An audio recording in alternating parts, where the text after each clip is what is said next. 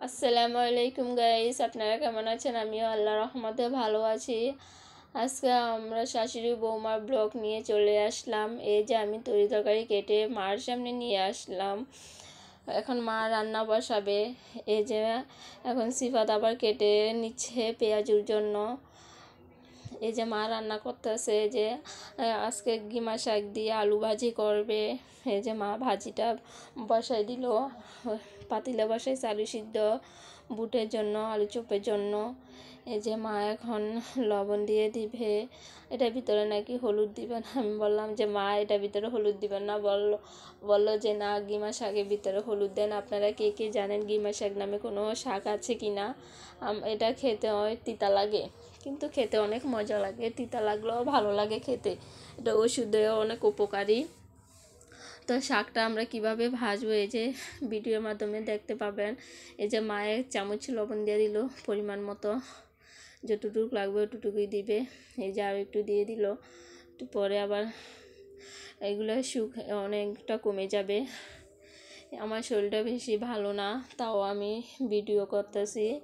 সিফাত বলতেছে ওর শরীর ভালো না, তাও ভিডিও করতেছে। যে গিমা শাকটা দিয়ে দিল আলুর ওপরে। এখন শাকটা ভালোভাবে বেজে নিবে।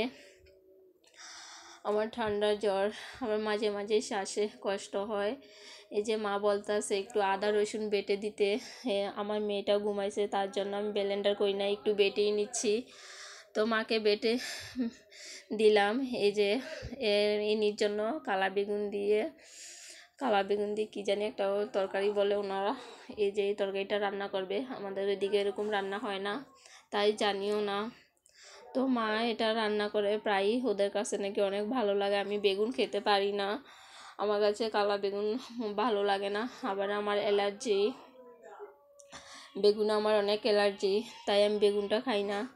শুটকিতে দিলে খেতে হয়, শুটকিতে দিলে একটু ভালো লাগে। অ্যালার্জি হলেও খেতে হয়, ভালো লাগে খেতে, এই জন্য খাই আর কি। এমনি তো নর্মালি বেগুনটা রান্না করলে খেতে পারি না, আমার কাছেও ভালো লাগে না।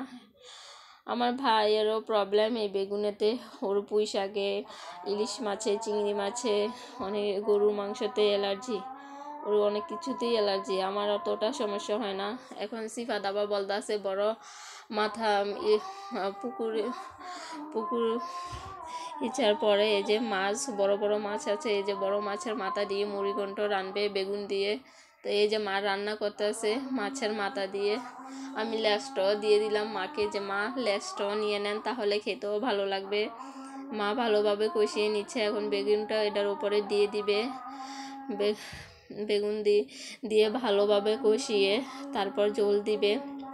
এই যে মা এটার উপরে ঝোল দিয়ে দিল পরিমাণ মতো। ওই পাশে আবার ভাত বসিয়ে দিল মা। সিফাত বলতেছে আজকে নাকি ইফতারি খাবে না, ভাত খাবে। আমি তো প্রতিনিয়তই ভাত খাই। এই যে আমাদের তরকারি হয়ে গিয়েছে, এখন রান্না হয়ে আমাদের শেষ। ভাত হওয়ার পরে তারপর আমরা আসর নামাজের পরে 5টা বাজে গিয়ে ইফতারি ভাজা পোড়া করি। সিফাতি ভাজা পোড়া করে, ওর কাছে নাকি অনেক ভালো লাগে ভাজা পোড়া করতে, তাই আর কি ভাজে প্রতিনিয়ত। তো আমাদের এই যে মুড়িঘণ্ট রেডি। এখন সিফাত আলুর চপ বানিয়ে নিবে। এই যে আমার মেয়েটার দুষ্টামি করে, ও দুষ্টামি কথা বলে লাভ নেই, ওকে অনেক দেখে রাখতে হয়। এখন সিফাত বেগুন ভাজবে।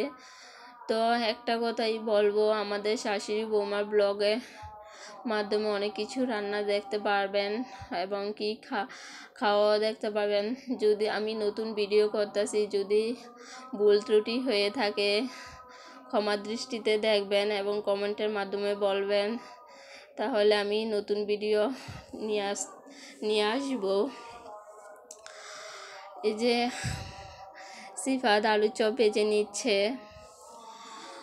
তো সিফাত বলতেছে যে মারিয়া একটু তুমি শুয়ে থাকো। আমি বলতেছি যে না, আমি ভিডিও করে নেই। বলতেছে তোমার যেটা ভালো লাগে সেটাই করো। মা বলতেছে থাক, ও করুক। এই যে পেঁয়াজগুলো ভেজে নিবে এখন। তো পেঁয়াজগুলো ভাজতেছে। মা বলতেছে যে তোমার ভিডিও করা শেষ হলে শুয়ে থেকো, শরীরটা বেশি অসুস্থ হয়ে যাবে। আমি বলতেছি ঠিক আছে মা, এই যে আমাদের ইফতারি রেডি এখন। তরমুজ ঢেঁড়স দিয়ে শিং মাছ দিয়ে রান্না করছে, ঝোল, তিতা শাক। এই যে আমি ভাত নিয়ে নিলাম। তো যদি ভালো লাগে ভিডিওটি, আল্লাহ হাফেজ।